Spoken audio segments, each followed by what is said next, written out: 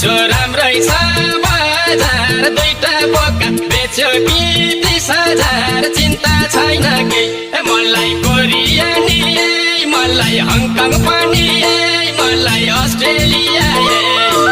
कोदो पिस्न जान्छु ड्याम्मै ढिँडो खान्छु मलाई मोमो पनि मलाई पिज्जा पनि मलाई मिठो पनि राम्रै छ